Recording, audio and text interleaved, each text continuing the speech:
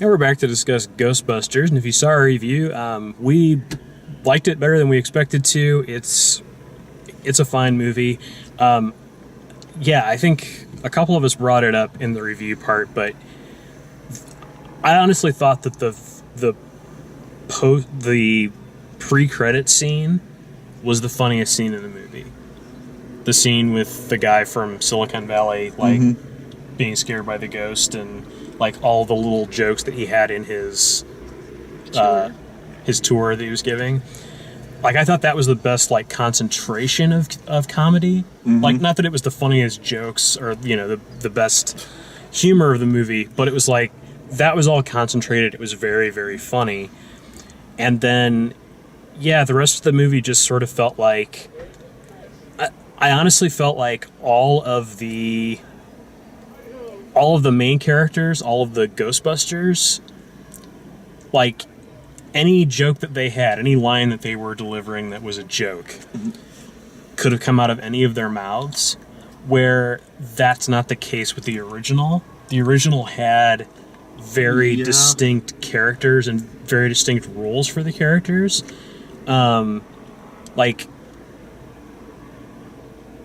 They just seem very interchangeable to me. And I'm not holding that against the movie. I'm just saying from a writing perspective, it felt very much like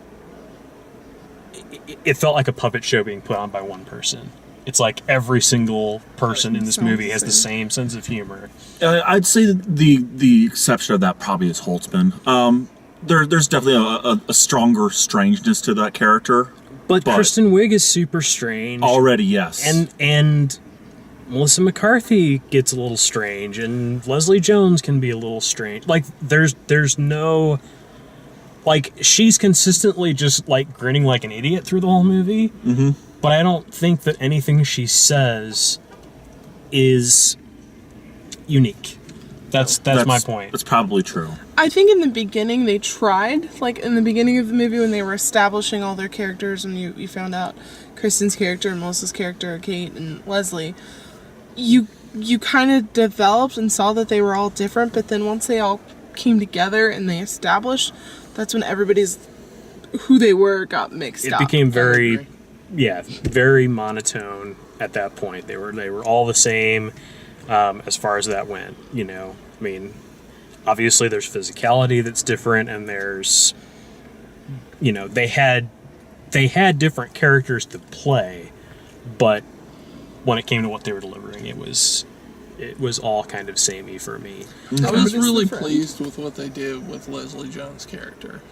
They made her integral to the team, and I thought it was really well done. Yeah, she wasn't a scientist like the rest of the group, but you couldn't take her out of it and then be successful. Well, and it's very focused on the 4 Ghostbusters as far as the scope of the movie. We're not, as opposed to the original movie, we don't have a Sigourney Weaver character. We don't have, Chris Hemsworth is kind of the 5th character, but he's not even enough. He's too dumb to be alive.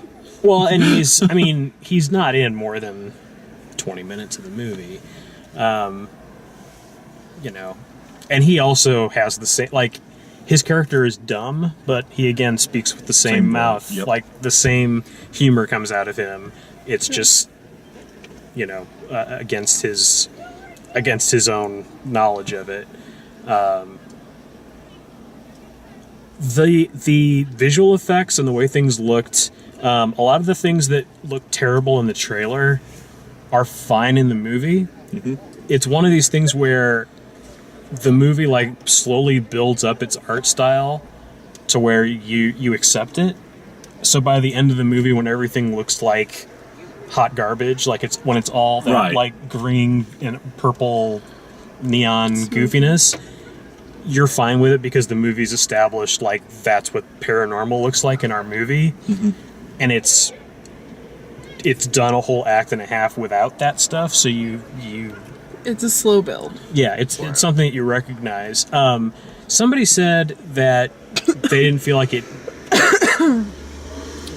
or they felt like there was too much crammed into the movie. That was me. I said too much. And I felt like it was, like, if you really break down what happens in the movie, like, to me it felt like they held back for a trilogy.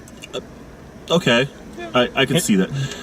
They busted one ghost before the final battle. Yeah, and then the final battle is just this smorgasbord of weirdness and crossing beams and not capturing anything. And I don't know. The final battle was the weakest part of the movie. It is. It's very anticlimactic, but it's also at this point where the movie is 2 hours long.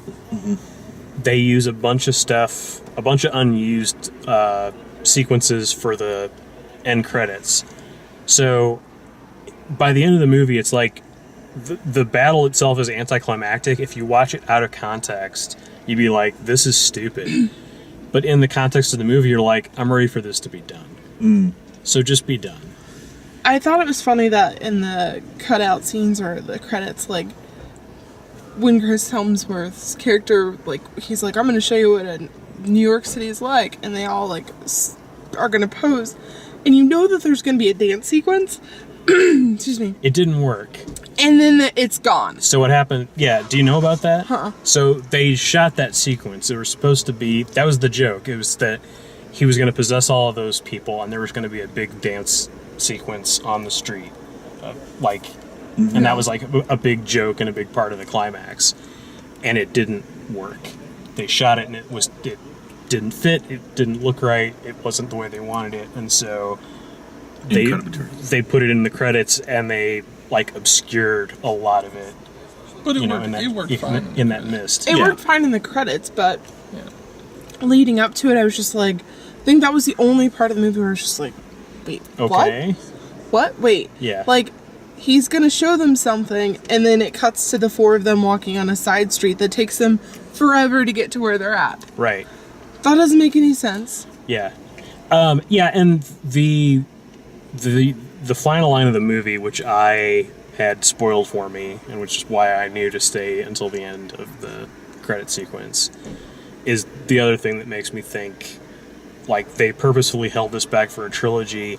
And I think it worked in their favor in that if they hadn't held back, if they'd put all of their ideas into this movie, it would have been it would have been a sad, it would have been a pale version of the original. Mm-hmm. You know, if they bring back Zool and Gozer and call them Zool and Gozer, then we have, like, the crappy modern Zool and Gozer, and instead we have right. It's enough of its own story that it doesn't feel like that. And I also have, like, in my head, I know who I think is who, but they didn't go out of their way to say, you know, Kristen Wiig's playing the Peter Venkman character, and, like, they didn't have analogs for all of the characters right up front. Like, I can tell in the writing, and I can tell in the script, like, who's supposed to be who, but they don't make that same, they don't write it that way specifically, which is also, I mean, it also contributes to the fact that they all sound exactly the same. And that's something that I felt was a disservice to this movie. While watching it, I kept thinking back to the trailer where the first sentence, 30 years ago, 4 scientists saved New York, immediately attaching it to the original movies. Well, I mean, everybody agrees that was a mistake. Yeah, in this including movie, Sony. Everybody that's watching it, they're like, this is just going to be a rehashing of the first movie. This movie completely stands on its own. Right. And the trailer does not convey that at all. Yeah, no one's going to argue that the trailer was good. Yeah. Well, no, I'm just saying I think it's going to detract a lot of people from going and seeing this movie. Like, I almost didn't go watch it because of how bad the trailer was. There's tons of people that aren't going to watch it because of the backlash from the trailers and how much people have... I think let box off, like, let word of mouth carry this movie. I don't think it's going to be a top box office earner this week, but I think that next week it'll This week? Yeah, I think it'll be alright this week. It doesn't have a lot of competition this week. Okay. As far as competition, then yes, but I think it'll be a light weekend overall, and I don't think it'll be what they wanted it to be, but I think it'll do okay. I do think a lot of people will just wait and watch it on home video and not bother to give it a chance, not bother to give it a shot because they've heard too much about the trailers. well, yeah, and just the controversy of all of the whole internet, the whole stupid like, if you don't like the Ghostbusters, you're a misogynist argument, and I'm not a misogynist. I thought this movie was all right. A couple things. Now half the internet hates me. A couple things I thought were interesting. Good use of the Ray Parker Jr. theme. The weird new themes were just kind of like, oh yeah, we did these too, but the real theme is the original theme. Yeah, there are like 4 of them.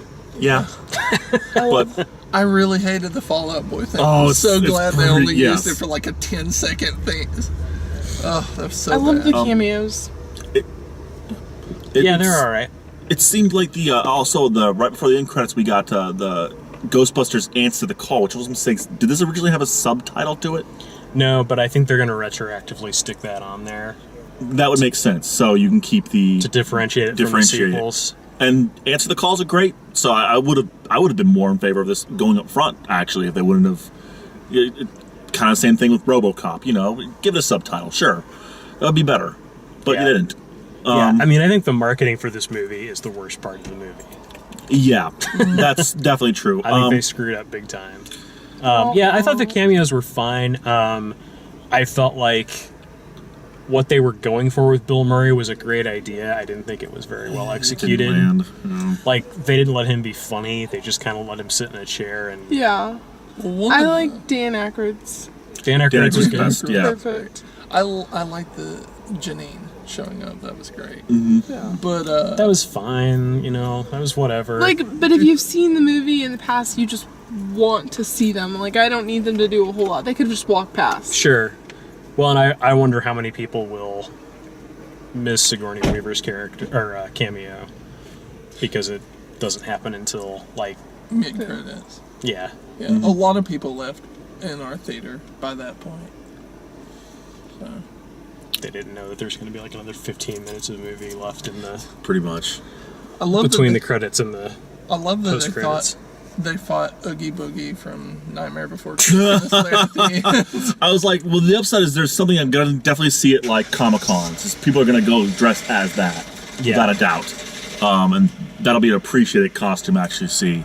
But it is, yeah, you're right. That's what has popped through my head the entire time I saw that kind of character. As soon as they changed the logo, that bow tie, I was like, oh, he's Oogie Boogie, and then he became a big burlap monster, and I'm like, oh, he is Oogie Boogie. Yeah, They quite even literally. started having like some Danny Elfman-esque music while he was stomping down the street. I kind of liked the whole Rowan was the guy. Roland was the name. Rowan, I think, was his R-O-W-A-N. I kind of would have actually preferred to see just giant weird like the his drawings in the book. A giant weird version of him instead of the Oogie Boogie monster. I think it would have been Yeah. actually kind of cooler. I mean, again, by that point in the movie, I just wanted it to be over. That's fair. I mean, yeah.